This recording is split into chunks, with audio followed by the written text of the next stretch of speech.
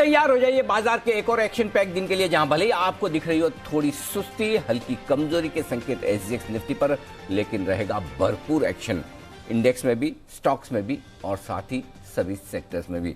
तो स्वागत है आप सबका शेयर बाजार लाइव में। नमस्कार, मैं हूं अनिल सिंघवी और नमस्कार, मैं हूं दीपांशु भंडारी। साल का पहला ट्रेडिंग डे तो पूरे के पूरे बाजार के लिए जबरदस्त रहा। हमारे बाजार की बात करें या ग्लोबल मार्केट्स, फॉलो अप कैसा होगा तो ये जो देखना डीप ट्रेंड कहते हैं, कई बार कहते हैं कि साल के पहले दिन जो होता है वो पूरे साल होना चाहिए। अब साल के आखिरी दिन भी वही हुआ और पहले दिन भी वही हुआ। तेजी तेजी तेजी, तो फिर पूरे साल भर भी यही होना चाहिए। 100%। काश ऐसे ही होता है, लेकिन हाँ करेंगे तेजी, शायद रुक रुक कर, थोड़ा ठहर कर, क्योंकि आज के संकेत देख लेते हैं, ट्रिगर्स देख लेते हैं किस तरह के हैं, जिनके दम पर हमें आज मंगलवार की सुबह शुरुआत करनी है। अमेरिका जबरदस्त तेजी के साथ बंद होता हुआ नजर आया। डाउ और एसएनपी फिर से नए रिकॉर्ड पर पहुंचते हुए दिखे। एसएनपी महज 14 अंक दूर रहा है अपने इंट्राडे लाइफ हाई से भी। क्लोजिंग बेसिस पर तो लाइफ हाई बनाया है, डाउ ने क्लोजिंग बेसिस पर लाइफ हाई बनाया है और अपने रिकॉर्ड हाई से महज 400-500 पॉइंट कुछ बचा है, फिर से नया हाई बनाने के लिए तैयार।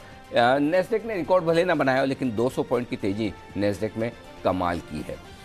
दिसंबर के महीने में अब तक का सबसे ज़्यादा एक्सपोर्ट का आंकड़ा आया है। आप इससे समझ सकते हैं कि कितना मजबूत एक्सपोर्ट मार्केट है, ग्लोबल डिमांड कितनी स्ट्रांग है और उसका फ़ायदा किस तरह से भारतीय कंपनियां उठा रही है। ऑफलाइन डिजिटल पेमेंट के लिए आरबीआई की तरफ से नियम आए हैं।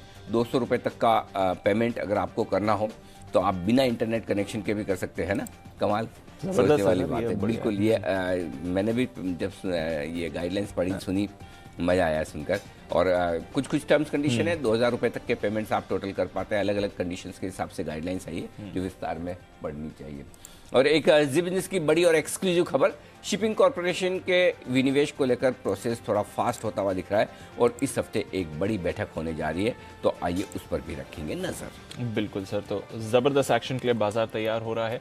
और आज का सेटअप समझे सर, उससे पहले एक जरा रिकैप कर लेते हैं जिस तरह से हमारे बाजारों में लास्ट दो दिन, actually last to last Monday, exactly 2 हफ्ते पहले जो हमने बॉटम बनाया था, वहां से जबरदस्त रिवाइवल आया है।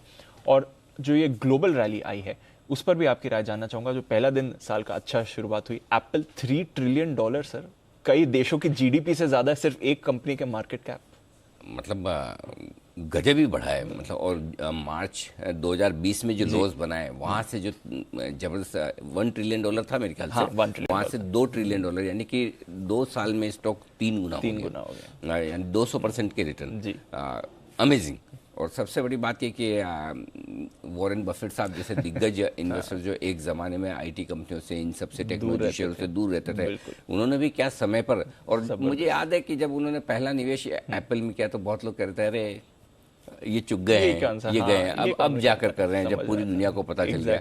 लेकिन बफेट साहब ऐसे ही लोग उनको भगवान नहीं मानते, हम तो मानते हैं। कितना कुछ सीखने को, मतलब आप सोचिए जो इंसान 12-13 साल की उम्र से निवेश कर रहा हो, आज इस 85+ हैं, अभी भी उतने ही एक्टिवली इन्वेस्ट कर रहे हैं। सबसे बड़ी बात यह कि नई चीज़ों को सीखने के लिए, समझने के लिए तैयार हैं, नए ज़माने के स्टॉक्स में इन्वेस्ट करने को तैयार है।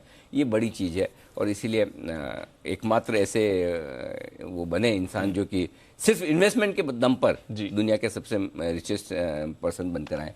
एनीवे, वो एक अलग बात है। बट ओवरऑल अमेरिका में जो कुछ हुआ बहुत ही दमदार है। एप्पल ने मदद की, नेस्डेक को मदद की, टेस्ला ने, बिल्कुल टेस्ला के जो ये आंकड़े आए हैं प्रोडक्शन के, वो बहुत ही गजब के हैं। 13.5% टेस्ला उछला है। टेस्ला बिटकॉइन जैसा होता जा रहा है सच में। लेकिन टेस्ला की वजह से आप देख सकते हैं कि नेस्डेक में बड़ी तेजी बनती हुई दिखी है। तो अमेरिकी बाजारों में जबरदस्त एक्शन हुआ है और सबसे बढ़िया बात यह कि साल की शुरुआत में बड़े पॉजिटिव नोट के साथ शुरुआत करते हुए दिख रहे हैं, लाइफ हाई के आसपास हैं। तो आई एम श्योर कि ग्लोबल संकेत अच्छे हैं। ठीक है, थोड़े बहुत डाउ फ्यूचर्स में हल्की फुल्की सुस्ती है, तो कोई खास फर्क नहीं पड़ता। तो हमारे लिए संकेत ठीक है, बुरे नहीं है किसी भी लिहाज से। ग्लोबल संकेत अच्छे ही माने जाएंगे। ग्लोबल संकेत तो अच्छे ही माने जाएंगे। हमारे बाजार भी सर, जैसा मैं कह रहा था, 2 हफ्ते पहले जो बॉटम बना था वहां से जो रिबाउंड आया है, वापस उन्हीं लेवल्स पर आप आ गए हैं जिन लेवल से फिसले थे। तो पूरा जो गैप था वो फिल हो गया है। राइट।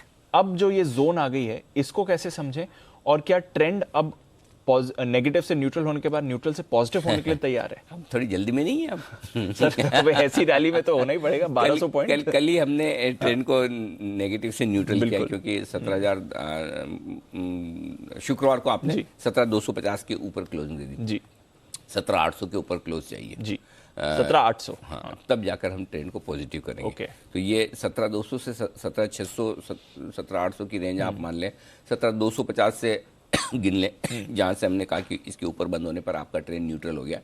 ये कंजेशन जोन है, एक छोटा कंजेशन जोन ये है 17,600 650 का है, जहाँ पर 17,639 के हाई से 13 दिसंबर से आपने करेक्शन शुरू किया और 16,400 तक पहुंचे।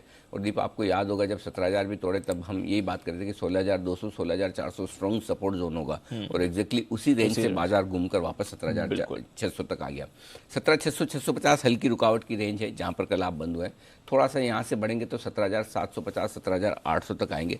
17,800 को हम जल्दबाजी में पार नहीं करेंगे, ऐसा मेरा मानना है। ओके, क्योंकि स्पीड हमारी ज्यादा है। बढ़ सकते हैं, ऐसा नहीं कि नहीं बढ़ सकते हैं, क्योंकि आज अमेरिकी बाजारों में आप देखिए जो तेजी बनी है वो इन सब के बीच में बनी कि ओमिक्रॉन और कोरोना के मामलों में कहीं कोई कमी नहीं है। लेकिन डर निकल गया। दूसरी एक और चीज अमेरिकी बाजारों में तेजी में एप्पल और टेस्ला की हमने बात की, लेकिन एक चीज आप देखिए तेजी कहाँ हुई है, तेजी पूरी की पूरी होटल स्टॉक्स में हुई, पूरी की पूरी एयरलाइंस स्टॉक में हुई। ओपनिंग अप थीम वाले जो स्टॉक्स है वो तेज दौड़ लगाते हुए दिखे, यानी कि आज से 2 हफ्ते 3 हफ्ते 4 हफ्ते बाद अमेरिका के बाजार और बाकी देश ये सोच रहे हैं कि कोरोना को लेकर समस्याएं और कम हो जाएगी, खत्म हो जाएगी। अभी भी कोरोना है लेकिन डर नहीं है। सो पॉइंट ये है कि इन सब के दम पर अगर आप तेजी दिखा रहे हैं तो एक तरफा तेजी हुई, काफी कुछ चीजें ऐसी जो आप अच्छी मान कर करें। अगर यही तेजी आपको है ना ओपनिंग अप थीम वाले स्टॉक्स के साथ नहीं होती तो इसका मतलब है कि आप किसी और रीजन से बढ़ रहे हैं। तो आपके लिए बढ़ने का रीजन क्लियर कट है कि कोरोना को लेकर जो रेस्ट्रिक्शंस का डर है कि बंद हो सकता है, ठप हो सकता है, लॉकडाउन हो सकता है, दुनिया में कहीं भी हो, वो धीमे धीमे कम होता दिख रहा है। करेक्ट। सो उस लिहाज से अगर आप देखें तो हम उस अच्छी बातों को डिस्काउंट करते हुए चल रहे हैं। मेरा ये समझना है कि हम थोड़े से कंजेशन जो उनके आसपास जा रहे हैं। फ्रेश और बड़ी तेजी 16,800 के ऊपर बनेगी, अदरवाइज 16,600 16,800 वो रेंज होगी जहां वक्त बिताने की कोशिश करेगा बाजार। ठीक उसी तरह से जैसा आपने 16,150 16,250 की रेंज में काफी टाइम पास किया जी, उसके बाद 4-5 दिन 6 दिन वहां रुकने के बाद आपने एक बड़ा ब्रेकआउट दिया। सिमिलरली मेरा ये मानना है कि 16,800 16,600 16,800 के रेंज में बाजार थोड़ा वक्त बिताने की कोशिश करेगा। इंडेक्स लेवल पर हो सके आपको बड़ा एक्शन ना दिखे, लेकिन स्टॉक्स को लेकर ये जनवरी का महीना गजब करेगा। इसका मतलब ये नहीं कि व्यू कोई नेगेटिव है या बेच कर निकल जाए। बाय ऑन डिप का मार्केट है अब से लेकर बजट तक।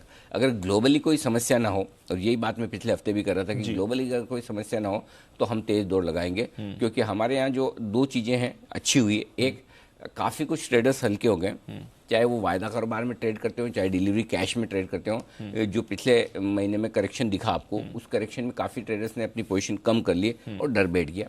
दूसरी चीज ये कि एफआईएस की तरफ से जो एकदम जोर से बिकवाली होती दिख रही थी, हर रोज बिकवाली होती दिख रही, तो जो एग्रेसिवली बेचकर जाना चाहते थे एफआईएस वो भी निकल गए। अब जो एफआईएस हैं वो भाव से बेचेंगे, किसी भी औने पौने दाम पर बेचकर नहीं जाएंगे। तो ये 2 बड़ी रिलीफ आई है, इसलिए आपके लिए अपसाइड बन जाती है। इस अपसाइड में रिस्क एक ही है, अगर ग्लोबली कुछ खराब हो गया तो, जो आपको मुझे देखने में तो पता नहीं चला, क्योंकि ग्लोबली न टेपरिंग का डर है, न ब्याज दरें बढ़ने का डर है, न कोरोना ओमिक्रॉन का डर है। अब चौथा कोई निकल कर आ जाए तो आउट ऑफ सिलेबस होगा, आ जाए तो लेट्स होप, और वो नहीं आए तो आप बजट तक आपके लिए अच्छा मैदान पॉजिटिव साइड पर। बिल्कुल। तो और बजट से याद आया दीप, एक बहुत ही इंटरेस्टिंग रिसर्च आज हम रखने वाले हैं, मोस्टली 9:30 बजे के बाद आप देखिएगा जी बिजनेस पर। हम आपके लिए एक ऐसी रिसर्च लेकर आ रहे हैं जो आपका कॉन्फिडेंस बढ़ाएगी। जी बिल्कुल।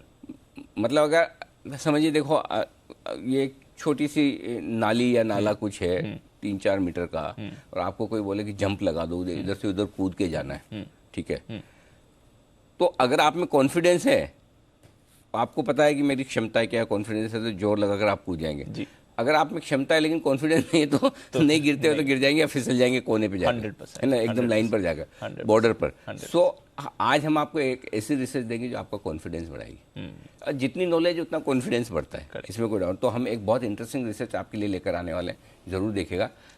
कम से कम आपको आगे के लिए काफ़ी कुछ डायरेक्शन दे देगी, जिससे कि आपको थोड़ा अपने आप पर, मार्केट पर सब पर भरोसा बढ़ेगा। मजा आएगा सर, बस उसका इंतजार कीजिए। मजा आएगा सर। एक्सक्लूसिव रिसर्च ये भी आपकी पिछले हफ्ते दी आईटी शेयरों पर हमने दी थी। जबरदस्त। आप देखिए आईटी शेयरों पर जिन लोगों ने वो रिसर्च ढंग से पढ़ी सुनी, उनका कॉन्फिडेंस क्या रहा, और उसके बाद आप देखिए किस तरह के आईटी स्टॉक्स तेजी से भागे। बिल्कुल। सो एटलीस्ट अगर आपके पास है या आप खरीदने का मन बना रहे हैं तो आपको समझ में आ जाता है एग्जैक्टली कि मेरे पीछे क्या है। आप देखिए टीसीएस जैसा स्टॉक 2% बढ़ना जबरदस्त, एक दिन में, रिकॉर्ड हाइस पर है लगभग सारे दिग्गज आईटी काउंटर्स। एग्जैक्टली, बढ़िया मूव आ रही है। अच्छा, कॉन्फिडेंस की आपने बात करी तो एक कॉन्फिडेंस बढ़ाने वाली बात ये भी है सर, लगातार 2 बैक टू बैक एफआईएस के बाय फिगर आते हुए दिखे कैश मार्केट में। कल थोड़ा बाकी डिटेल्स भी आपसे लूंगा, बट कैश मार्केट में, और ये लंबे समय बाद 2 ऐसे दिन जहां पर बैक टू बैक एफआईएस की बाइंग आई है। डेफिनेटली कॉन्फिडेंस बढ़ाने वाला है, लेकिन एक चीज कहना चाहता हूँ कि क्वालिटी के हिसाब से जितने बढ़िया नंबर्स कल थे उतने आज नहीं है। और मैं यही आपको डिस्कस करके बता दूं, चूंकि आपने एफआईएस की देखिए 900 करोड़ की खरीदारी हुई है। मेरे ख्याल से नवंबर के बीच में 2 दिन लगातार हमने एफआईएस की कैश मार्केट में खरीदारी देखी थी, उसके बाद आज देखी है। लेकिन उन 2 दिनों के बाद भी फिर एफआईएस ने बेचना शुरू किया था।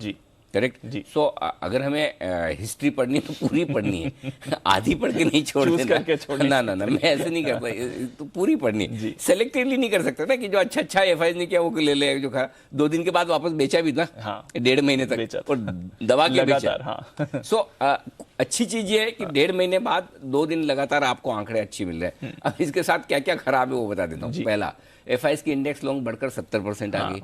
तो अब यहां से एफआईएस बहुत ज्यादा मतलब बुलिश, एक्सट्रीम बुलिश के सिनेरियो में 80-82% जाते हैं। तो 70% के ऊपर से हमेशा ये डर धुक-धुकी रहती है कि कब बेचना शुरू करेंगे। तो एक डर वो है। दूसरा डर ये है कि डर तो नहीं कहूंगा, लेकिन क्वालिटी के हिसाब से आंकड़े उतने बढ़िया क्यों नहीं कि छोटे आ रहे हैं। बिकवाली के वक्त आंकड़े बड़े आते थे, खरीदारी के लिए छोटे आ रहे हैं। अब आप ये आर्ग्यूमेंट कर सकते हैं, करना भी चाहिए कि अब सप्लाई नहीं है तो क्या करें। कम भाई 200 पॉइंट बढ़ने के लिए क्या सिर्फ 900 करोड़ की कैश में खरीदारी काफी है? उसमें भी 350 करोड़ के स्टॉक फ्यूचर्स बेचे जी। तो नेट देखेंगे तो आपकी 550 करोड़ की खरीदारी है। तो 550 करोड़ की एफआईएस की खरीदारी हो, 800 करोड़ की घरेलू फंड की खरीदारी हो, तो क्या इतना इंडेक्स बढ़ना चाहिए? जवाब तो नहीं होता है। लेकिन खाली ये दोनों ही थोड़ी खरीद रहे हैं, अब तो ट्रेडर्स भी आ गए ना। जब तीनों मिलकर खरीद रहे हैं तो आपके हाथ में उतना ही आएगा। करेक्ट। अब भाई इतना पूरा खाना रखा हुआ है, मैं अकेला खाऊंगा तो सारा मैं खाऊंगा, आप भी आ गए, वरुण भी आ गया, 3-4 लोग आ गए, तो फिर सब लोग खाएंगे तो खाना तो उतना ही है। तो मार्केट में आपको तेजी करनी है, तो अब वो सभी लोग खरीद रहे हैं तो एफआईएस के हाथ उतना ही लगा होगा, इसलिए तेजी हो गई। 661 करोड़ के इंडेक्स फ्यूचर्स खरीदे, ये आंकड़ा अच्छा है। क्यों अच्छा है दीप बताता हूँ। 2 चीजें, एक शॉर्ट कवरिंग भी है, शॉर्ट कवरिंग से ज्यादा फ्रेश लॉन्ग पोजीशन बनी है इंडेक्स में, तो इन लेवल्स के आसपास भी लॉन्ग बना रहे हैं, यानी कि 17,500 के ऊपर शायद एक ब्रेकआउट देखा होगा एफआईएस ने और थोड़ा इंडेक्स लॉन्ग बनाया। सो अच्छी चीजें भी है, लेकिन साथ में 2 चीजें जो सावधानी वाली है। एक, इंडेक्स में लॉन्ग पोजीशन आपके 70% बढ़ गई है और लगातार 2 दिनों तक खरीदारी करने के बाद आंकड़े चूंकि थोड़े छोटे हुए, तो 1-2 दिन और देखना होगा, इससे पहले कि हम बहुत ज्यादा और कॉन्फिडेंट न हो जाए। Understood sir. तो चलिए थोड़ा वेट एंड वॉच करेंगे, बट हाँ एफआईएस का एक और नेगेटिव चीज है जो आगे बताऊंगा। एक और नेगेटिव चीज चलिए तो ठीक है। इनफैक्ट आज का सेटअप भी फिर समझ ही लेते हैं सर। एक ही नेगेटिव संकेत आ रहा है, बाकी तो सारे आपके अच्छे हैं। बिल्कुल, ग्लोबल पॉजिटिव है, एफआईएस पॉजिटिव है, घरेलू फंड्स पॉजिटिव है। एकमात्र नेगेटिव वायदा कारोबार के संकेत हैं, सेंटीमेंट पॉजिटिव है और ट्रेंड न्यूट्रल है। 17,475, 17,525 आज के लिए तुरंत सपोर्ट के तौर पर काम करेगा, वो भी तब जबकि आप 17,600 के नीचे ट्रेड करना शुरू करें तब। उसके नीचे 17,350, 17,400 बहुत स्ट्रॉन्ग सपोर्ट के तौर पर आता हुआ दिख रहा है, जो आसानी से टूटेगा नहीं। ब्रेकआउट आपको वहीं से मिला है, 17,250 से मिला है कायदे से, लेकिन जिस दिन ब्रेकआउट हुआ उस दिन आपकी क्लोजिंग 17,350 हुई है, इसलिए 17,250, 17,350 आपके लिए गैप फिलअप करने के लिए गलती से आए भी। वैसे तो स्क्रीन पर हुई तो ऐसी कोई चिंता की बात नहीं है, लेकिन वो बहुत ही स्ट्रॉन्ग सपोर्ट का काम कर देगा। 17,650, 17,725 हल्की फुल्की रुकावट की रेंज है, इसको पार करके टिके तो 17,750, 17,825 परफेक्ट प्रॉफिट बुकिंग जोन है। और दीप एक और चीज, 17,750, 17,825 इस रेंज में अगर बाजार मिले 100% प्रॉफिट बुक करिए लॉन्ग पोजीशन पर, और शॉर्ट भी करिए। इस मजबूत बाजार में मैं आपको ऊपर शॉर्ट करने के लिए भी कह रहा हूँ, अगर उस रेंज तक पहुंचता तो डेफिनेटली करना ही चाहिए। अगर शॉर्ट ना कर पाए तो ठीक है, फिर आप लॉन्ग पोजीशन बुक करें, 100, 150, 150 वापस नीचे मिले तब खरीद लीजिए। ट्रेंड अच्छा है तो अगर आप एक तरफा ट्रेड करना चाहते हैं तो खरीद भी सकते हैं। शॉर्ट करने की स्ट्रॉन्ग राय दे रहा हूँ, इसका मतलब ये नहीं कि बाजार खराब है। इसका मतलब ये कि क्या 100, 150, 200 पॉइंट आप कमाना चाहते हैं शॉर्ट करके, उसका जवाब अगर हाँ है तो करना चाहिए। क्योंकि देखिए 16,400 से 17,800 तक की एक तरफा यात्रा, उसके ऊपर ट्रेंड में परिवर्तन जो होता है तो वो लेवल अच्छा है, वहाँ पर आपको सब कुछ अच्छा दिखेगा, शॉर्ट किया नहीं जाएगा। लेकिन जो लोग अगर हिम्मत करके 16,800 पे 17,000 पे कर देते हैं तो उनको 17,800 पे तो हिम्मत रखनी चाहिए। करेक्ट। जहाँ करनी वहाँ तो जरूर करिए। वो हल्की फुल्की रुकावट का लेवल है एक तरफा तेजी के बाद। बेसिकली ऊपरी लेवल पर अब कॉशियस रहना है, थोड़ी प्रॉफिट बुकिंग आएगी। हाँ, प्रॉफिट बुकिंग आए, आप कर सके तो ठीक है। एटलीस्ट अगर देखिए 3 चीजें हैं क्या होती, एक आप प्रॉफिट बुक कर लें, शांति से बैठ जाएं, वापस नीचे आए ले लें। दूसरा, आप बहुत एग्रेसिव ट्रेडर हैं, शॉर्ट करें। तीसरा, अगर कुछ नहीं करते तो एटलीस्ट वहां लॉन्ग तो ना करें, लॉन्ग नहीं करें, है ना। मतलब आपको क्या सूट करता है वो इंडिविजुअल है, हर एक के ऊपर है, किसको क्या सूट करता है। कोई बोले नहीं मेरे को तो, मैं तो ढूंढ ही रहा था कि कब अनिल जी बोले वहां पे करना है तो करिए, मिल गया। कोई ये कि भाई मुझे प्रॉफिट बुक करना है, मेरे आया है जितना बढ़िया है, मैं तो महीने भर पहले सोच भी नहीं रहा था कि 17,800 दिखेगा, अब दिख रहा है तो प्रॉफिट लूंगा। और तीसरा है कि मेरा लेने का मन है तो फिर ठीक है भाई, थोड़ा रुक जा, हल्का हो जाने दे, फिर मौका मिलेगा। बस, अंडरस्टूड, ठीक है।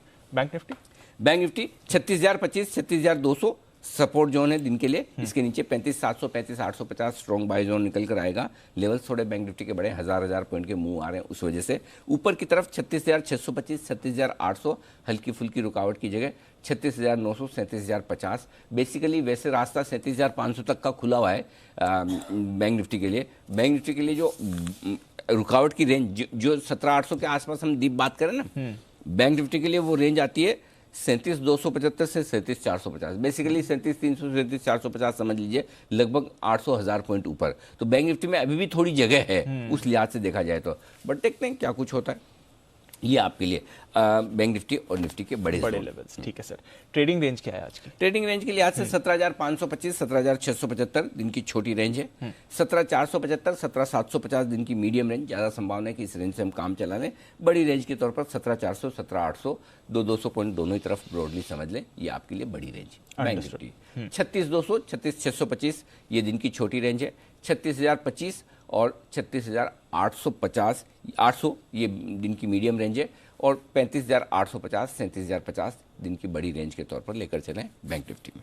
अंडरस्टूड सर, सारे बड़े लेवल्स और ट्रेडिंग रेंज आपके लिए सामने आती हुई दिख रही है। जैसा अनिल जी ने कहा, ऊपर थोड़ा कॉशियस रहना जरूरी है, मुनाफा वसूली करिए। शॉर्ट अग्रेसिव ट्रेडर तो शॉर्ट भी आप कर सकते हैं, बट फ्रेश लॉन्ग फिर ऊपरी सरों पर मत लें। डेटा थोड़ा तो आपने समझा दिया सर, थोड़ा कुछ और इंपॉर्टेंट डेटा कल के बड़ी मूव से जो निकल कर आ रहा हो। इंडेक्स की हम बात कर ही चुके हैं, 70% हो चुका है एफआईएस का, थोड़ा और बढ़ेगा तो ऊपरी स्तरों पर प्रॉफिट बुकिंग आने की संभावना है। एक ही नेगेटिव है एफआईएस के, आ जाए एफएनओ के डेटा, पुट कॉल रेशियो 1.41 से बढ़कर 1.57। कल डीप हम बात कर रहे थे कि पोजीशन ज्यादा नहीं है, इसलिए हायर पुट कॉल रेशियो पे भी मुझे डर नहीं है। yes, आज है 1.57 का put call ratio definitely higher side पर है। और आज थोड़े पुट ऑप्शंस में पोजीशन भी बनी हुई, तो बाजार उतने हल्के रहे नहीं जितने कल तक थे। सो पुट कॉल रेशियो ये बता रहे कि एक बार बाजार थोड़ा हल्का होगा। अब वो हल्का होने में 50-75 पॉइंट से ही काम चल जाएगा निफ्टी में, या 125-150 पॉइंट होता है, वही वाली देखने वाली बात है। और उस लिहाज से देखें तो 125 पॉइंट 150 पॉइंट से ज्यादा की कमजोरी नहीं दिखती है यहाँ से। हाँ, तो 17,475, 17,525 की रेंज में कहीं न कहीं बाजार सेटल हो जाएगा। और ये जो पुट कॉल रेशियो की मैं बात कर रहा हूँ, यहीं पर आपको डेटा बता दूं क्यों ऐसा मैं कह रहा हूँ। एफएनओ के डेटा यही समझा देता हूँ।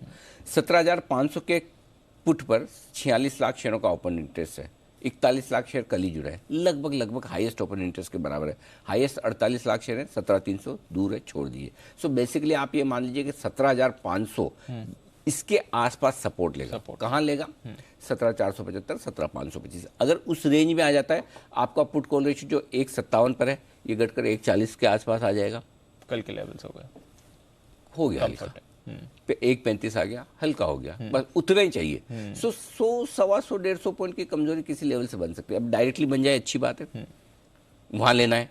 अगर डायरेक्टली ना बनने, समझिए कि हल्का फुल्का नीचे खुल के 25 पॉइंट जो दिख रहा है, फिर ऊपर बन जाए और आपको अगर 17,675, 17,750 तक जाता हो दिखे, तो 17,750 के आसपास वहाँ से करेक्शन आ सकता है। वहाँ से 150 पॉइंट का करेक्शन मिलेगा, फिर आपको वो मिलेगा 17,600, 625 तक का।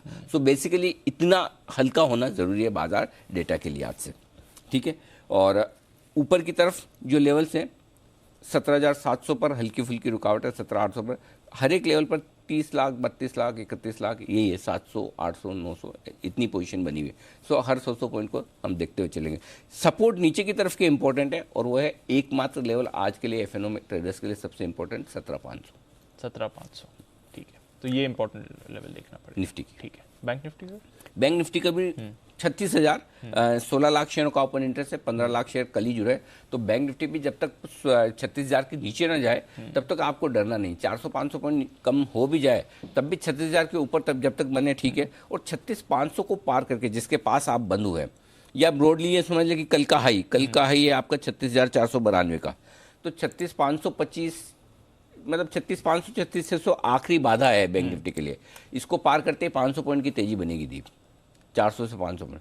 36,500, 36,600 जैसे ही क्रॉस किया, उसकी वजह ये है कि 17 लाख शेयर कॉल्स में है वहाँ पर बैंक निफ्टी के। तो मैं आज बैंक निफ्टी पे 36,600, 625 पर नजर रखे हूँ। जैसे इसके ऊपर निकला, जैसे कल कैसे निकला 35,525 के ऊपर, करेक्ट, और वहाँ से फिर बड़ी मूव आई जी, वही चीज 36,500, 36,600 के ऊपर होगी, तब आपको 37,000 और 37,400, 300, 400 तक जाता हुआ दिखेगा। तो बैंक निफ्टी कमाल करेगा। लेना है तो फिर आज बैंक कॉन्फिडेंस ज्यादा बैंक निफ्टी पर है। बस वही है कि एक दो दिन भाग के थोड़ा ऐसा वही है, डराता है, तो नहीं, नीचे में ध्यान रखेंगे अगर मौका मिला तो। ठीक है, तो निचले स्तरों पर मौका मिलेगा, ऊपरी स्तरों पर प्रॉफिट बुकिंग भी आएगी। ये आज के लिए क्लियर रणनीति और लेवल्स निकल कर आ रहे हैं। तो बताएं सर, फिर मौजूदा पोजीशंस क्या करें? 17,475 का एक स्टॉप लॉस रखें इंट्राडे ट्रेडर्स। वैसे जो स्टॉप लॉस निकल कर आता है सही सटीक वो 17,350 का है, बहुत दूर है, क्लोजिंग बेसिस पर वहीं लगाना है। एक आध दिन रुकिए, बाद में स्टॉप लॉस को चेंज करेंगे। वैसे तो आपका डिसिप्लिन के हिसाब से अगर आपको रखना है तब तो कल ही काट लेना था, वो तो ट्रिगर हो ही गया, इंट्राडे भी हुआ, क्लोजिंग भी हुआ। बैंक निफ्टी पर 36,000 का इंट्राडे स्टॉप लॉस है, 35,500 का क्लोजिंग है, यहाँ से 900 पॉइंट दूर है। मेरे पास कोई ऑप्शन नहीं है, अगर आपको छोटा रखना हो तो 36,000 का रख सकते हैं।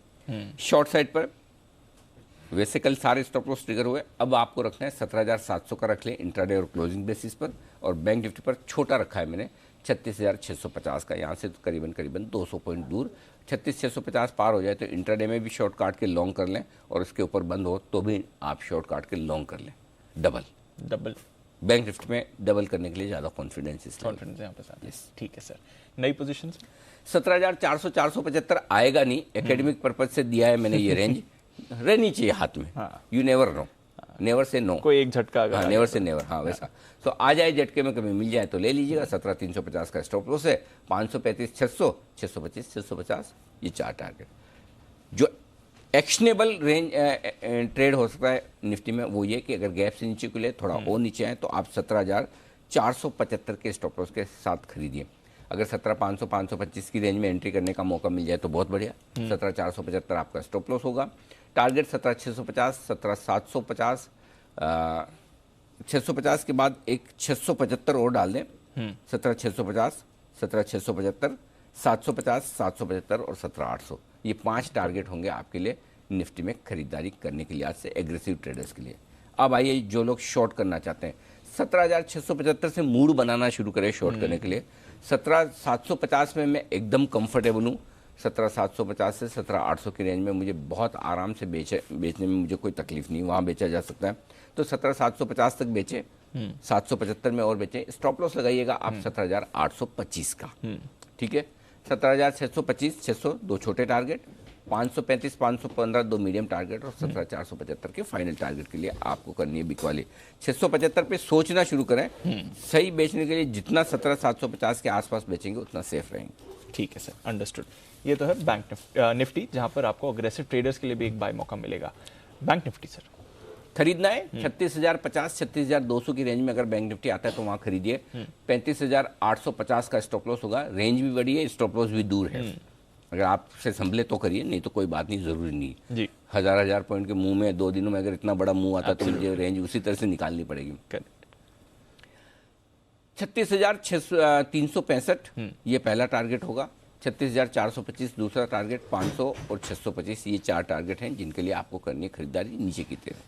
दूसरा तरीका जो सही और एक्शनेबल है, एग्रेसिव ट्रेडर्स के लिए बैंक निफ्टी खरीदिए 36,200 के स्टॉप लॉस के साथ, जो यहाँ से 200 सवा 200 पॉइंट नीचे जहाँ कल हम बंद हुए, 36,425 पर बंद हुए, 36,200 का स्टॉप लॉस लगाइए। टारगेट आपके बनेंगे 36,625, 36,800, 900, ये छोटे टारगेट है 3, और बड़े टारगेट 37,000 के पार के जो निकलते हैं 37,050, 37,150, 37,275, ये सारे टारगेट के लिए करनी है बैंक निफ्टी में खरीदारी। ठीक है। और जो बेचना चाहते हैं, डिप बेचने के लिए बहुत दूर की रेंज दिया आज, 37,050, 37,275। पता नहीं क्यों ये फीलिंग आ रही है कि 37,000 के नीचे बेचने में थोड़ी रिस्क ज्यादा है। अच्छा। हालांकि लेवल आता है 36,800, 36,900 सब आता है, लेकिन हड़बड़ी नहीं करेंगे, ऊपर में मौका मिलेगा तो बेचेंगे, ज्यादा बढ़िया है। तो 37,500 का आपका स्टॉप लॉस होगा, 450 का। नीचे के टारगेट जो बनेंगे फिर 36,900, 36,800, 36,625 और 36,525। एक और चीज करना चाहता हूँ, 17,800 पर जो मैंने कहा कि निफ्टी में बिकवाली जरूर करनी चाहिए, वैसी एक राय बैंक निफ्टी में भी देना चाहता हूँ कि 37,500 के आसपास बैंक निफ्टी में भी 100% बिकवाली करनी चाहिए, शॉर्ट भी बनाना चाहिए, प्रॉफिट भी बुक करना चाहिए। तो मैं 37,250 के ऊपर से ही खरीदारी के लिए मना करके बिकवाली के बारे में सोचना शुरू करूंगा।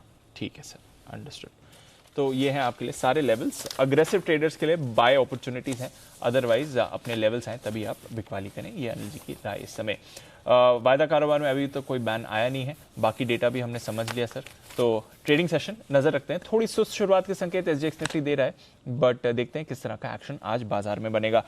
स्टॉक्स, जैसा अनिल जी ने कहा, यहां पर आपको फोकस करना है क्योंकि ढेरों स्टॉक्स हैं जो एक्शन में बने रहेंगे। और आइए कुछ ऐसी स्टॉक्स के बारे में जानें और देखें ब्रोकरेजेस भी आज क्या कह रही है। हमारे साथ देवांशी, साथ ही वरुण और आशीष हैं तैयार। मॉर्निंग देवांशी, आज के ट्रिगर्स क्या हैं ये बताएं पहले। Good morning Divanshu. आज सबसे पहले तो आप देखिए, जो म्यूचुअल फंड के रेगुलेटर एमफी होते हैं, उन्होंने काफ़ी जो कैटेगरीज होती हैं उनकी लिस्ट आज जो रिव्यू करते हैं उसके बाद ये आज रिलीज होती हुई दिखेगी, और कई सारे स्टॉक्स हैं जो डिफरेंट कैटेगरीज में आज आते हुए दिखेंगे, तो इन सब स्टॉक्स पर फोकस रहेगा।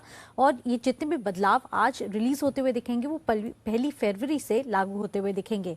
इसके साथ ही डीसीसी की अगली बैठक आज होती हुई दिखेगी और दोपहर 3 बजे आज ये बैठक होती हुई दिखेगी, इस पर नजर रखें। टेलीकॉम स्टॉक्स फोकस में रहेंगे, जितने भी ट्राई की सिफारिश थी वो डीसीसी उसको मंजूरी दे सकती है, तो इन पर आपको नजर रखनी है। डीबी रियल्टी पूंजी जुटाने पर आज बोर्ड की बैठक है, और साथ ही 224 स्टॉक्स ऐसे हैं जो कि टी ग्रुप से बाहर आते हुए दिखेंगे।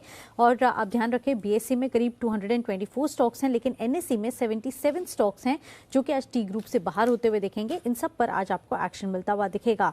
इसके साथ ही आप देखिए, shipping corporation of India SCI, ये एक्सक्लूसिव खबर आपको जी बिजनेस पर मिलती हुई दिखी है। सूत्रों के हवाले से एससीआई के विनिवेश में तेजी आती हुई दिखेगी, ये सूत्रों के हवाले से खबर आती हुई दिखी है। और इसी हफ्ते कैबिनेट सचिव की बैठक होती हुई दिखेगी और विनिवेश से जुड़े अगले कदम पर चर्चा भी होती हुई दिखेगी। इन सब पर आपको नजर रखनी है और ये स्टॉक भी फोकस में रहेगा। साथ ही आप देखिए हिंदुस्तान जिंक, जहां पे Q3 प्रोडक्शन के नंबर्स आते हुए दिखे हैं, और यहाँ पे आप देखिए इंटीग्रेटेड सीलेबल मेटल्स जो हैं वहाँ पे कुल प्रोडक्शन 11% तक बढ़ता हुआ दिखा है सालाना आधार पर, और क्वार्टर बेसिस पर करीब 25% तक की बढ़त आती हुई दिखी है। रिफाइंड जिंक में भी 17% तक का उछाल प्रोडक्शन में इस बार वाई बेसिस पर आता हुआ दिखा है। क्वार्टर बेसिस पर 32% तक की बढ़त है। सिल्वर में हमने देखा है कि 5% तक की गिरावट वाई बेसिस पर आती हुई दिखी है। तिमाही आधार पर 14% तक की बढ़त चांदी के प्रोडक्शन में भी आती हुई दिखी है। और ओवरऑल Q3 में कंपनी का कहना है कि जो इंटीग्रेटेड मेटल के प्रोडक्शन है वो अब तक का सबसे ज्यादा रहा है, तो इस पर आपको नजर रखनी है। ओके, तो ये हैं आपके लिए कुछ अपडेट्स। कुछ और अपडेट्स वरुण के पास भी हैं, और फिर दोबारा देवांशी से भी कुछ और अपडेट्स के बारे में जानेंगे। वरुण, बताइए आपके पास कौन से अपडेट्स आए हैं? ओके दीप, सबसे पहले मेरिको, यहाँ पे इन्होंने अपना क्वार्टरली अपडेट दिया है Q3 का, जहाँ पे खपत जो है वो काफ़ी धीमी रही है। ये इस कंपनी का कहना है कि सेक्टर पर असर दिखेगा। महंगाई बढ़ने से जो डिस्पोजेबल इनकम है उस पर असर हुआ है, और ऊंचे बेस के चलते ग्रामीण मांग जो है वो काफ़ी सुस्त रही है। आय में डबल डिजिट के आसपास की ग्रोथ रही है, और ऊंचे बेस और नरम सेंटीमेंट के चलते वॉल्यूम्स जो है वो ऑलमोस्ट फ्लैट रहे हैं। हालांकि कच्चे माल की कीमतें जो है, खासकर कॉपर की कीमतें जो है वो सीमित दायरे में रही है, जिसके चलते ग्रॉस मार्जिन जो है उसमें थोड़ा बहुत सुधार की उम्मीद है। कर्नाटका बैंक लोन ग्रोथ जो है करीब साल 2 साल 5% बढ़ी है, क्वार्टर 2% बढ़ी है। डिपॉजिट जो है उसमें 6.3% के आसपास की बढ़ोतरी हुई है। कासा रेशियो 30.08% से बढ़कर 31.3% पे आया है। HDFC बैंक लिमिटेड जो असाइंड लोन्स है करीब 7,086 करोड़ से बढ़कर 7,470 करोड़ पे आए हैं। डिविडेंड इनकम जो है 195 करोड़ पे आई है, इसके पहले 2 करोड़ के आसपास की थी, तो ये अच्छी है। धनी सर्विसेज इसने भी अपना बिजनेस अपडेट दिया है। One freedom card paying subscriber base जो है 24.2 से बढ़कर 39 लाख हुए हैं क्वार्टर क्वार्टर। धनी कार्ड पर ट्रांजैक्शन जो है उसकी संख्या 2.9 करोड़ से बढ़कर 6.9 करोड़ हो चुकी है। और वेदांता इन्होंने भी अपना बिजनेस अपडेट दिया है। यहाँ पे टोटल एल्यूमिनियम प्रोडक्शन जो है 16% बढ़ा है। एल्यूमिना का प्रोडक्शन जो है उसमें भी साल दर साल 16% के आसपास की बढ़ोतरी हुई है। हालांकि क्वार्टर क्वार्टर 8% की गिरावट है। कर्नाटका से जो आयरन प्रोडक्शन है उसमें गिरावट हुई है साल दर साल 14% की। और गोवा से तो जाहिर सी बात है माइनिंग बैन है, तो 90% के आसपास की गिरावट हुई है आयरन प्रोडक्शन में। तो ये है आपके लिए इस समय सारे अपडेट्स। देवांशी, कुछ और अपडेट्स एंड आई थिंक खबरें भी हैं आपके पास, बताएं इनके बारे में। बिल्कुल, आप देखिए मारुति सुजुकी यहाँ पे भी प्रोडक्शन के नंबर्स आते हुए दिखे हैं और जो इनका टोटल प्रोडक्शन है वो वाई बेसिस पर करीब 2% तक कम होता हुआ दिखा है। 1.52 लाख यूनिट्स का प्रोडक्शन हुआ है, जो कि पिछली बार 1.55 लाख यूनिट्स का होता हुआ दिखा था। इसके साथ ही आप देखिए इनके जो पैसेंजर कार्स हैं वहाँ पे जो प्रोडक्शन है वो करीब 6.5% तक कम होता हुआ दिखा है वाई बेसिस पर। मारुति का ये भी कहना है कि इस बार की जो एक्सपोर्ट्स हैं वो सबसे ऊंचे हैं, बाकी उनके जो पेयर्स हैं उनके कंपैरिजन में। 2.05 व्हीकल्स कंपनी ने एक्सपोर्ट किए हैं 2021 में। ये पूरे साल के जो एक्सपोर्ट के नंबर्स हैं ये हाईएस्ट थे मारुति के लिए, इसके चलते फोकस में रहेगा। रिटेल इस पर नजर रखें। 10 जनवरी को अंतरिम डिविडेंड पर बोर्ड की बैठक होती हुई दिखेगी और जो भी डिविडेंड आएगा उसकी रिकॉर्ड डेट 21 जनवरी को तय की गई है। हिंदुजा ग्लोबल के लिए काफी पॉजिटिव खबर आती हुई दिख रही है। 6 जनवरी को बोर्ड की बैठक होती हुई दिखेगी जहां पे डिविडेंड के साथ बोनस पर भी कंपनी फैसला लेगी, तो ये स्टॉक भी आज फोकस में रहेगा। तो ये है आपके लिए कुछ और खबरें जहां पर आपको रखनी नजर। खबरें और भी एक्स्ट्रा आज आई हैं जो वरुण हमें बता रहे हैं। वरुण बताइए। ओके दीप, सबसे पहले यहाँ पे वोखार्ड यहाँ पे नजर रखिएगा, क्योंकि अलग अलग तरीकों से फंड जुटाने की मंजूरी और विकल्पों पे चर्चा जो है वो इसका कंपनी का बोर्ड करने वाला है 6 जनवरी को। फुटवेयर इंडस्ट्री काफ़ी हद तक लड़ाई पे रहनी चाहिए, क्योंकि बाटा में LIC ने करीब 2% के आसपास का हिस्सा बेचा है। सितंबर से दिसंबर के बीच में हिस्से की बिकवाली की गई है। कुल हिस्सा 6.5% से घटकर अब 4.47% हुआ है। लेकिन मिर्जा इंटरनेशनल में 28 दिसंबर को प्रोमोटर्स की तरफ से खरीदारी हुई है। 1 लाख शेयर इन्होंने खरीद लिए हैं। और सबसे आखिरी में मेडिकामेन बायोटेक, यहाँ पे प्रोमोटर्स ने 31 दिसंबर को करीब 0.2% के आसपास की हिस्सेदारी जो है इस कंपनी में बेच दी है। कल स्टॉक में करीब 11-12% के आसपास का उछाल था। तो ये है आपके लिए काफी सारी खबरें आज जहां पर आपको एक्शन बनते हुए दिखेगा। एक्शन बनने वाला है कुछ और स्टॉक्स पर, क्योंकि ब्रोकरेज रिपोर्ट्स भी आज कुछ आई हैं। आइए जानते हैं इसके बारे में FIR में।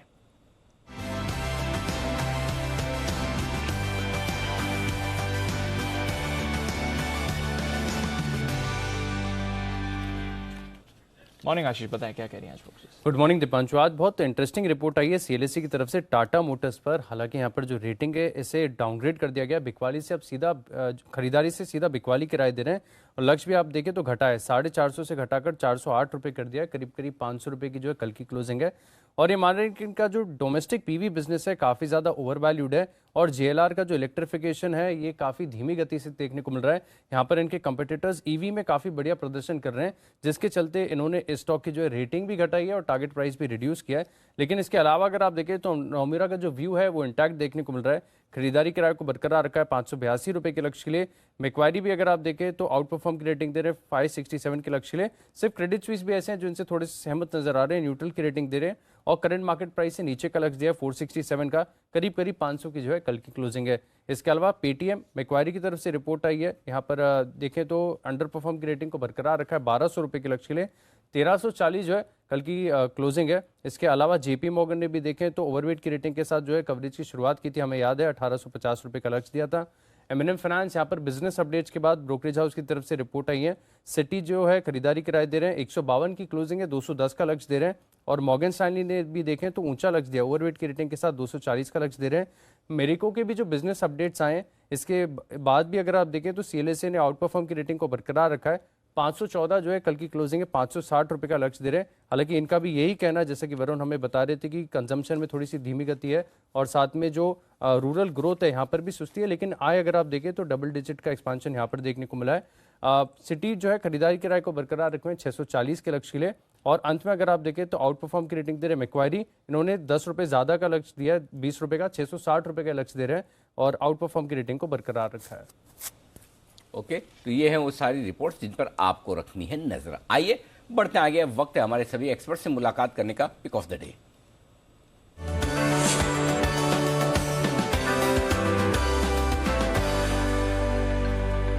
बंसल जी सुप्रभात, करिए शुरुआत।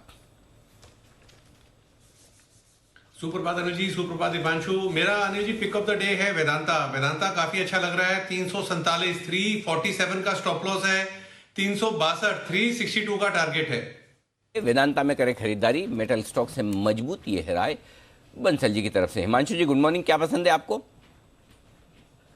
Good morning to you Anil ji. Anil ji, मुझे आज के लिए स्टॉक जो पसंद है उसका नाम है एस्ट्रल। अनिल जी, यहाँ पर ये स्टॉक एक वीकली कंसोलिडेशन मोड से बाहर निकलता हुआ देखने को मिल रहा है और अभी मेरा ऐसा मानना है कि आज के सेशन में यहाँ पर एक बड़ा मूव, एक बड़ी कैंडल बनते हुए नजर आ सकती है अपसाइड की तरफ। तो यहाँ पर एस्ट्रल में खरीदारी करके चलेंगे। कल का जो क्लोज है वो लगभग 2332 रुपए के आसपास है। मेरा मानना है कि 2390 और 2440 रुपए तक के टारगेट्स यहाँ पर आते हुए आपको आज के सेशन में देखने को मिल सकते हैं। 2308 के स्टॉप लॉस के साथ एस्ट्रल है मेरी तरफ से pick of the day. Okay, 2300 के स्टॉप लॉस के साथ 2390 2440 के टारगेट के लिए करें खरीदारी। अविनाश जी सुप्रभात, बताएं सर आपका pick of the day. Anil ji good morning Deepanshu.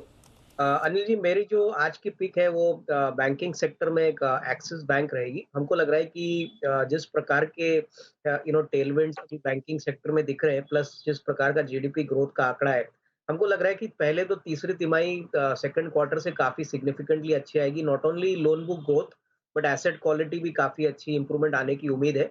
और अगर हम एक्सिस बैंक और आईसीआईसीआई बैंक के बीच का डिस्काउंट देखें तो मुझे लग रहा है कि कहीं ना कहीं मार्केट्स ने काफी बड़ा अंडर परफॉर्मेंस एक्सिस बैंक में लंबे समय के लिए देखा है।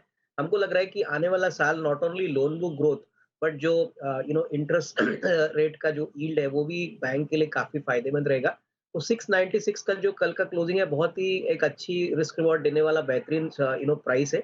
अगर कम से कम 6 to 12 मंथ्स का नजरिया है तो हमको लग रहा है कि करीबन 800 रुपए का टारगेट प्राइस डेफिनेटली पॉसिबल है। जो आईपीओ मार्केट है वो अभी भी काफी स्ट्रांग है और इसका भी फायदा कंपनी को मिलेगा क्योंकि एक्सिस बैंक एक बहुत बड़ा मर्चेंट बैंकर भी है। तो डेफिनेटली इसका भी फायदा आपको नंबर्स में देखने को मिलेगा। तो Axis Bank will be my today's pick of the day. Okay, Axis Bank 800 रुपए तक के टारगेट के लिए करें खरीदारी इन्वेस्टमेंट के लिहाज से। ये है राय आपके लिए अविनाशी की।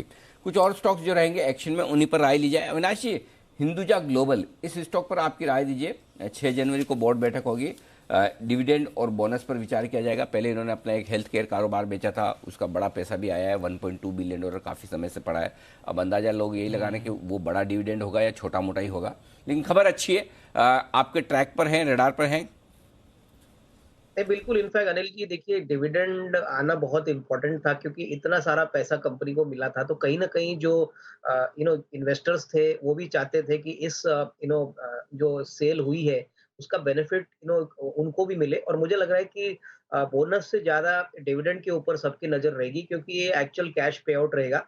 और हमको लग रहा है कि डिविडेंड अगर मजबूत डिविडेंड आता है तो मेरे ख्याल से स्टॉक में बहुत अच्छी आपको रेटिंग देखने को मिलेगी। मेरे ख्याल से जिनको थोड़ा सा ज्यादा रिस्क एपिटाइट है वो अभी भी इस लेवल पे खरीद सकते हैं क्योंकि हमको लग रहा है कि कंपनी के पास बहुत कैश है और इतना ज्यादा भी कैपेक्स नहीं है। तो उस पॉइंट ऑफ व्यू से डिविडेंड शायद बहुत अच्छा आने की उम्मीद रहेगी। बोनस के लिए तो मैं इतना कोई पॉजिटिव नहीं हूँ क्योंकि ये तो एक अकाउंटिंग ट्रीटमेंट है।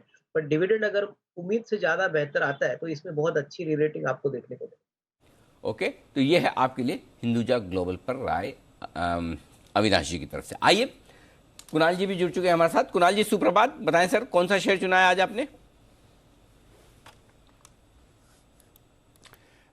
सुप्रभात अनिल जी, सुप्रभात दीपांशु। अनिल जी, खरीदारी की राय है और खरीदना है फोर्टिस हेल्थ केयर।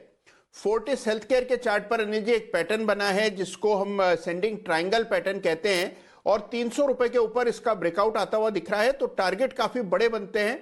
340 का टारगेट है इवेंचुअली फोर्टिस हेल्थ केयर पर, लेकिन मौजूदा स्तरों के हिसाब से खरीद करके चलें। 302 रुपए पर एक स्टॉप लॉस रख लें और पहला टारगेट होगा 325 रुपए का। इवेंचुअली मुझे लगता है 340 तक जाना चाहिए। 325 340 के टारगेट के लिए एक बड़ा इंटरेस्टिंग पैटर्न बना है, उसका नाम है असेंडिंग ट्रायंगल पैटर्न। बचपन से हमारे बहुत प्रॉब्लम रही है ये असेंडिंग और डिसेंडिंग में। बहुत मुश्किल से बाद में बड़े होने के बाद समझ में आया। तो समझिए गलती से कभी आपने असेंडिंग ट्रायंगल को डिसेंडिंग ट्रायंगल बोल दिया, डिसेंडिंग को असेंडिंग बोल दिया, तो स्टॉक का प्राइस भी उसी हिसाब से रिएक्शन करता है। स्टॉक का प्राइस तो अपने चार्ट के हिसाब से, नाम भले आप गलत बोल दो तो फर्क नहीं पड़ता। अनिल जी देखिए, नाम में बहुत कुछ होता है अनिल जी। अगर नाम सही देखा हो, पैटर्न सही देखा हो और नाम सही पुकारा हो तभी परिणाम आते हैं अनिल जी। चलिए बढ़िया, इसलिए बहुत सोच विचार करके पैटर्न का नाम बताते हैं अनिल जी। तो बिल्कुल आपने जो कहा वही सही होगा और वही सही साबित हो। असेंडिंग ट्राइंगल पैटर्न ये है बना है फोर्टिस हेल्थ केयर में, जिसकी वजह से होगी तेजी। ओके, आइए कुछ और स्टॉक्स है जहां पर एक्शन होने वाला है और उसमें से एक है हिंदुस्तान जिंक। वेदांता तो बंसल जी आपने बता दिया, अब हिंदुस्तान जिंक भी बताइए। इनके भी तीसरी तिमाही के प्रोडक्शन के आंकड़े आए, मजबूत आंकड़े नजर आ रहे हैं और इंटीग्रेटेड मेटल प्रोडक्शन के मामले में तो अब तक का सबसे ज्यादा प्रोडक्शन किया है हिंदुस्तान जिंक ने। तो वेदांता के साथ साथ क्या ये भी मजबूत दिख रहा है आपको? अनिल जी ये भी मजबूत है, जबकि इसका पैटर्न वेदांता से बेटर है, बट चल ज्यादा अच्छा वेदांता रहा है। तो पहली चॉइस इस स्पेस से वेदांता है, दूसरी चॉइस हिंदुस्तान जिंक है। 300 रुपीज, 300 रुपए नीचे में अच्छा बेस है, इन स्तरों पर करेक्शन पर इसको ऐड करना चाहिए। 450 तक जाने का दमखम रखता है, बट वेदांता को as of now underperform कर रहा है। तो पहली चॉइस वेदांता है, followed by Hindustan zinc. Okay, Vedanta पहली चॉइस और हिंदुस्तान जिंक बाद में, चूंकि पहले वेदांता रिकमेंड कर चुके हैं ना, तो वापस तो पीछे तो हटेंगे नहीं। बिल्कुल बंसल जी बोल ही चुका हूं, तो हाँ, तो बोले कैसे फिर मैं बदल दूं।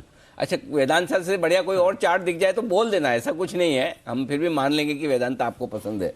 रेलटेल जरा हिमांशु जी इसके चार्ट देखिए। 10 जनवरी को होने वाली एक बोर्ड बैठक, इंटरिम डिविडेंड पर किया जाएगा विचार क्या किया जाए, देंगे ही, बताएं sir chart. Anil ji, overall chart structure अभी तक कोई बहुत ज्यादा स्ट्रेंथ दिखाता हुआ नजर नहीं आ रहा है। स्टॉक अपने तमाम शॉर्ट और मीडियम टर्म मूविंग एवरेज के नीचे ही बना हुआ है। एक बस जो पॉजिटिव बात है वो ये है कि यहाँ पर स्टॉक सेक्टर जो इसका लॉन्ग टर्म सपोर्ट है 110-115 के जोन में, उसको अभी तक होल्ड करता हुआ नजर आया है। तो मुझे लगता है कि जब तक ये स्टॉक 110-112 रुपए के लेवल को क्लोजिंग बेसिस पर होल्ड कर रहा है, यहाँ पर फिलहाल स्टॉक में बने रहा जा सकता है। लेकिन फ्रेश खरीदारी के लिए अनिल जी मुझे लगता है कि कोई बहुत ज्यादा इंटरेस्टिंग चार्ट फॉर्मेशन ही नहीं है। ओके, तो फिलहाल कोई फ्रेश खरीदारी करने का मन है नहीं, बात ठीक भी है, कुछ ज्यादा होगा नहीं होगा पता नहीं। वोखार्ड एक और स्टॉक है अविनाश जी, जिस पर आपको राय देनी है। इसकी भी एक मीटिंग है और वो भी 6 तारीख को ही है, बोर्ड की मीटिंग है। फंड्स जुटाने के लिए अलग अलग तरीकों पर विचार किया जाएगा और ऑप्शंस जो भी हैं वो देखेंगे समझेंगे और उसको बोर्ड मंजूरी देगा। 412 रुपए के आसपास कल बंद हुआ है, खरीदेंगे आप? इनफैक्ट अनिल जी मुझे लग रहा है कि देखिए फंड्स अगर अच्छे प्रीमियम पे ये कंपनी रेस करती है तो डेफिनेटली आने वाले दिनों में मार्केट्स को काफी दिलासा होगा, क्योंकि काफी समय से एक स्टॉक एक रेंज में चल रहा है और मुझे लग रहा है कि कहीं ना कहीं इसमें डेफिनेटली अच्छा ग्रोथ पोटेंशियल है। फिनेंशियल्स इतने अच्छे नहीं है, इनफैक्ट नंबर्स अभी भी थोड़े से ढीले हैं, बट अगर किसी को मीडियम टू लंबी अवधि के लिए पोजीशन लेनी है तो मैं समझता हूँ कि वोकार्ट में काफी ऐसे प्रोडक्ट्स है, काफी ऐसे मार्केट्स है जो वो एक्सक्लूसिवली केटर करते हैं और डेफिनेटली साइज वाइज काफी बड़ी फार्मा कंपनी है, तो इसमें डेफिनेटली बने रहे।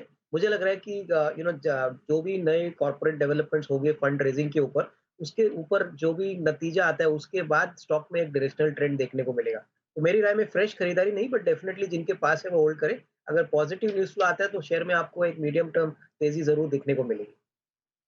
तो ये है आपके लिए वोखार्ड पर आए, स्टॉक्स में दिख सकते हैं भरपूर एक्शन। एक और स्टॉक है जिस पर राय ली जाए और वो है शिपिंग कॉरपोरेशन, जो हमारी एक्सक्लूसिव खबर भी है, जिसमें बताया जा रहा है कि विनिवेश को लेकर इस हफ्ते एक बड़ी बैठक होने वाली है और सरकार इस प्रोसेस को तेज करने की कोशिश कर रही है। चार्ट्स देखिए हिमांशु जी, शिपिंग कॉरपोरेशन के दीजिए अपनी राय। कल मजबूती के साथ 140 के आसपास हुआ है बंद। Anil ji, strong chart formation है, स्ट्रॉन्ग चार्ट पैटर्न है और एक बड़े ब्रेकआउट के बाद स्टॉक पिछले कुछ दिनों में कंसोलिडेशन दिखाता हुआ नजर आया है। अब मुझे लगता है कि इस स्टॉक में एक अच्छा पोटेंशियल है अपसाइड का, यहाँ पर बिल्कुल खरीदारी भी की जा सकती है और अगर एग्जिस्टिंग पोजीशंस हैं तो उनको भी होल्ड करके रखने की सलाह रहेगी। पोजिशनल बेसिस पे मेरा स्टॉप लॉस रहेगा 128 रुपए के नीचे का, जो कि एक क्लोजिंग बेसिस पर स्टॉप लॉस की तरह काम कर सकता है। अपसाइड में अनिल जी मेरा ऐसा मानना है कि जिस तरह से स्टॉक ने एक अच्छी कंसोलिडेशन का ब्रेकआउट 112-115 रुपए के ऊपर दिया है, उसका इवेंचुअल टारगेट 200 रुपए तक का है, जो कि आपको आने वाले कुछ समय में देखने को मिल सकता है। तो स्टॉक जो है वो उसका चार्ट फॉर्मेशन पॉजिटिव है और यहाँ पर मुझे लगता है कि पोजीशन में निवेश बना के रखा जा सकता है। ओके, तो यह है आपके लिए शिपिंग कॉर्पोरेशन, जहां पर आज आप एक इम्पैक्ट आते हुए देख सकते हैं। कल भी काफी एक्टिव था ये काउंटर। मैरिको, अविनाश जी इस पर अपनी राय दें, इनके भी अपडेट्स आए हैं। कम खपत की वजह से इम्पैक्ट ज़रूर आते हुए दिखा, और स्पेशली जो इनके हाई वैल्यू प्रोडक्ट्स हैं जैसे कि पैराशूट कोकोनट ऑयल या value added oils, even Saffola के वॉल्यूम्स थोड़े सुस्त आते हुए दिखे। कैसे देखें सर इस अपडेट को, और ऑफ कोर्स किस तरह का रिएक्शन एक्सपेक्ट करना चाहिए? इनफैक्ट दीपांशु देखिए, डेफिनेटली थोड़ा बहुत वॉल्यूम ग्रोथ इम्पैक्ट हो चुका है और ये डेफिनेटली थोड़ा सा एक कंसर्निंग फैक्टर है। लेकिन मैरिको ने ये भी कहा है कि वो अभी कीमतें बढ़ाने वाले हैं। तो मेरे ख्याल से I think it will be wait and watch. जो तीसरे तिमाही के रिजल्ट्स आएंगे, जो मैनेजमेंट की कमेंट्री आएगी और आगे का जो ग्रोथ आउटलुक के ऊपर उनका जो फोरकास्ट होगा, वो मेरे ख्याल से काफी इंपॉर्टेंट रहेगी। मार्केट इमीडिएटली स्टॉक को पिटवाएगा नहीं, लेकिन अगर कमेंट्री आगे मैनेजमेंट की Q3 के बाद थोड़ी सी कॉशियस आती है, तो डेफिनेटली इसमें और कमजोरी आ सकती है। बट मेरे ख्याल से प्राइसिंग पावर डेफिनेटली इस कंपनी में रीजनेबल है और कहीं ना कहीं मुझे लग रहा है कि आने वाले 1-2 क्वार्टर्स में पिकअप डिमांड में जरूर आएगी। तो I think it would be better to hold on. Fresh खरीदारी ना करें, बट डेफिनेटली होल्ड करने की राय। ओके, फ्रेश खरीदारी नहीं करें बट डेफिनेटली होल्ड करके चलें, ये है आपके लिए मैरिको। एक बार जरा चार्ट चेक पे भी ले लें इस पर कुणाल जी से। कुणाल जी, चार्ट्स क्या कहती है मैरिको की सर? देखिए दीपांशु, जिस तरह का चार्ट है मेरिको का, आप देखिए कि काफी समय से स्टॉक ने परफॉर्म नहीं किया, लेकिन अब यहाँ इन स्तरों के आसपास मुझे एक बेस बनता हुआ नजर आ रहा है। इसके लिए जो लिटमस टेस्ट होगा वो 325 रुपए का लेवल होगा। अब 525 रुपए का 525 का लेवल होगा, 515 का भाव है। 525 के ऊपर जैसे ही मेरिको निकलता है तो एक नई टेरिटरी में चला जाएगा और फिर आपको एक अच्छा अपट्रेंड देखने को मिलेगा। इन स्तरों पर वेट एंड वॉच करें। 525 के ऊपर ब्रेकआउट आने पर मेरी खरीदारी कराए। ओके, 525 के ऊपर ब्रेकआउट आए तो ही खरीदारी कीजिए, फिलहाल नहीं। देखते हैं क्या कुछ होता है। मेरिको में थोड़ा सा अपडेट कमजोर दिख रहा है जी, कमजोर दिख रहा है। देखते हैं आज क्या होता है। आइए, इस बीच किरण जी भी हमारे साथ जुड़ चुके हैं। किरण जी, सुप्रभात। बताएं सर, आपकी पसंद का शेयर आज के लिए। वेरी गुड मॉर्निंग अनिल जी। दीप, वेरी गुड मॉर्निंग। बाय करके चलना है वो है रिलायंस, जो कि मैंने कल डेरिवेटिव डेटा के हिसाब से बताया था। पर ये कंडीशनल बाय रहेगा। 2420 के ऊपर बाय करने की सलाह होगी। मुझे लगता है कि डेरिवेटिव डेटा के हिसाब से फर्स्ट मूवर्स, पहला पैसा आ गया है रिलायंस में। अभी टेक्निकल ब्रेकआउट 2420 के ऊपर होगा तो कंडीशनल बाय रहेगा। और जो मैंने कल ऑप्शन के जरिए बाय करने के लिए कहा था, वहां पे मैंने 2420 का 60 रुपए के आसपास कॉल ऑप्शन लेने के लिए कहा था। उसका स्टॉप लॉस जो 51 कहा था वो स्ट्रिक्ट रहेगा। और अगर 2420 निकलता है तो 2500 और उसके ऊपर के टारगेट्स भी हासिल होते नजर आ जाएंगे। अच्छा, 2420 इसके ऊपर खरीदना है। और 2420 का लेवल कैश का है, फ्यूचर्स का है? कैश का है जी। हाँ, ये बराबर पूछ लिया आपने। हाँ, मैं तो बराबर ही पूछता हूँ।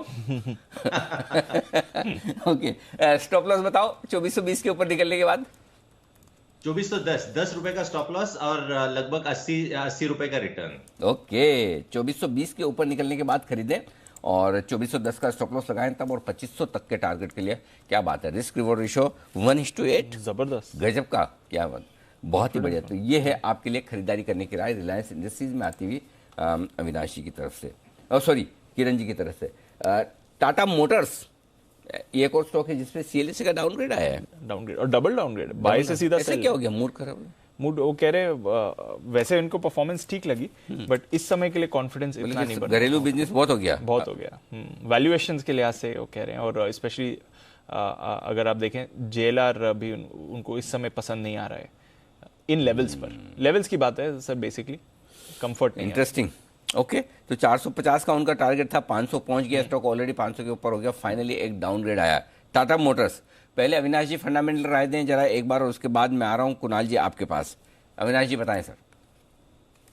इनफैक्ट अनिल जी देखिए, मैं समझता हूं कि ऑटो सेक्टर 2022 में एक बहुत अच्छा आउट परफॉर्मिंग सेक्टर रहेगा और इसमें कोई डाउट नहीं कि कमर्शियल व्हीकल में और पैसेंजर कार सेगमेंट में जिस प्रकार का वॉल्यूम ग्रोथ टाटा मोटर्स ने रिकॉर्ड किया है, इसमें मोमेंटम और भी तेजी से बढ़ेगा। तो इसमें कोई डाउट नहीं कि FY23 इनके लिए बहुत अच्छा साबित होगा। प्लस इलेक्ट्रिक व्हीकल्स में इन्होंने जितने भी टाई अप्स किए हैं, प्लस जो प्रोडक्ट्स प्लान किए हैं, इसका डेफिनेटली पॉजिटिवली रब ऑफ आपको देखने को मिलेगा। तो कहीं ना कहीं अगर थोड़ी सी कमजोरी आज शेयर में देखने को मिलती है, तो मुझे लग रहा है कि इसको एक्यूमुलेट करना चाहिए। कहीं ना कहीं कंपेयर टू प्रीवियस ईयर आने वाला साल इनके लिए बहुत अच्छा रहेगा। तो मैं समझता हूँ कि बाय ऑन डिक्लाइन करना चाहिए। कोई बड़ा पैनिक आएगा ऐसा लग नहीं रहा है। और सबसे बड़ी बात यहाँ पे मेटल के प्राइसेस हमने सुने कि थोड़े से अभी पीक आउट हो रहे हैं, तो इसका भी फायदा कंपनी को कहीं ना कहीं अपने मार्जिन में मिलेगा। तो I would suggest buy on decline और बिल्कुल घबराने की बात नहीं। बाय ऑन डिक्लाइंस घबराने की बात नहीं है। कल एक अच्छा ब्रेकआउट भी आया था, 500 तक के लेवल स्टॉक ने आते हुए देखे। बंसी जी, चार्ट्स पर क्या राय है? अगर इस रिपोर्ट की वजह से कोई एक सेंटिमेंटल नेगेटिव रिएक्शन आता है तो फिर इंपॉर्टेंट लेवल्स क्या होंगे और डिप के बाद क्या वापस एक्शन में आ सकता है स्टॉक? दीपांशु, स्टॉक का नाम समझना चाहूंगा मैं। दीपांशु बंसल जी, बंसल जी, टाटा मोटर्स। दीपांशु नहीं समझ पाया मैं। छोड़ दिया टाटा मोटर्स में देखें तो कल काफी समय बाद एक पॉजिटिव क्रॉसओवर देखने को मिला था, और डिप में दीपांशु मेरा ऐसा मानना है कि नीचे में 475 475 से लेकर 482 483 के लेवल्स मिलते हैं, तो बेहतरीन स्तर है। इन स्तरों के अराउंड मेरी खरीदारी की राय होगी। टाटा मोटर्स में 475 से लेकर 480 482 के स्तर मिलते हैं, तो उन स्तरों के अराउंड टाटा मोटर में खरीदारी की राय है। चलिए, तो बंसल जी, टाटा मोटर्स की तो स्पेलिंग इतनी इजी है, इसमें क्या नहीं समझ में आया आपको? इसमें क्या ऐसी कौन सी मुश्किल है? ये तो बहुत आसान सा है। नहीं पता है अनिल जी, कुछ ना कुछ कहीं दिक्कत। अनिल जी, उस दिन दीपांशु ने फोर्टिस हेल्थ केयर पूछा था, मेरे को ध्यान है। तभी मैंने 2 बार पूछा था, मैं नाम में समझने में थोड़ी दिक्कत हुई थी, तो मैं बार ईयरपीस देख रहा था। अच्छा, ऑडियो अच्छा, तकनीकी कारण है अनिल जी, रुकावट के लिए खेत था। अच्छा, आपकी प्रॉब्लम दीपांशु के साथ है, समझ गया। ओके, मेरा तो सब बराबर सुनने में आ रहा है ना आपको।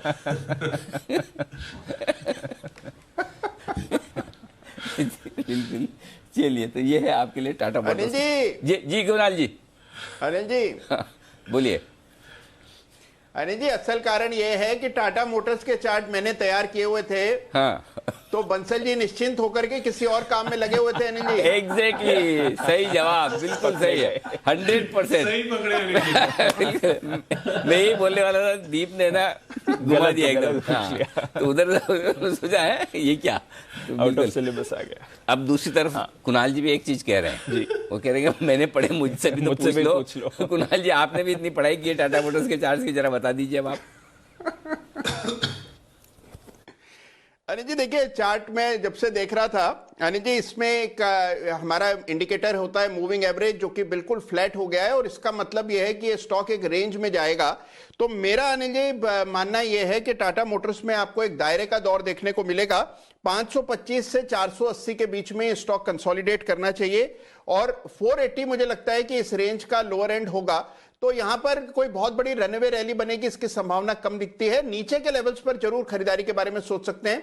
तो 575 580 के आसपास मिले तो खरीदें, और 525 का टारगेट रहेगा। ओके, ये है आपके लिए टाटा मोटर्स पर राय आती हुई गिरावट में खरीदारी करने का मौका। आइए, सुमित जी भी जुड़ चुके हैं हमारे साथ। सुमित जी, गुड मॉर्निंग, बताएं sir pick of the day. Good morning Anil ji, good morning. Anil ji, pick of the day के तौर पे मेटल सेक्टर पे नजर रखना है। मेटल सेक्टर में जिंदल स्टील में खरीदारी करके चलने का सलाह रहेगा। 383 385 के आसपास खरीदारी करें। स्टॉक यहां से ऊपर का मूव दिखाना चाहिए, जिसके अंदर 395 से लेकर 400 रुपए तक का मूव जेएसपीएल के अंदर देखने को मिल सकता है। स्टॉक का जो नीचे में सपोर्ट है 370 375 के आसपास का बनेगा, तो 375 के नीचे का स्टॉप लॉस लगा के खरीदारी करें 395 से 400 के टारगेट्स के लिए। ओके, तो ये है आपके लिए JSPL. Sumit ji, metal stocks उन्हें पसंद भी हैं और यहां पर खरीदारी की राय आती हुई दिख रही है। और भी काफी सारे काउंटर्स हैं जहां पर आपको रखनी है नजर। आज एक्शन में आते हुए देखेंगे, पर उससे पहले शुरुआत कर लेते हैं एक बार फर्स्ट ट्रेड की हेडलाइंस के साथ।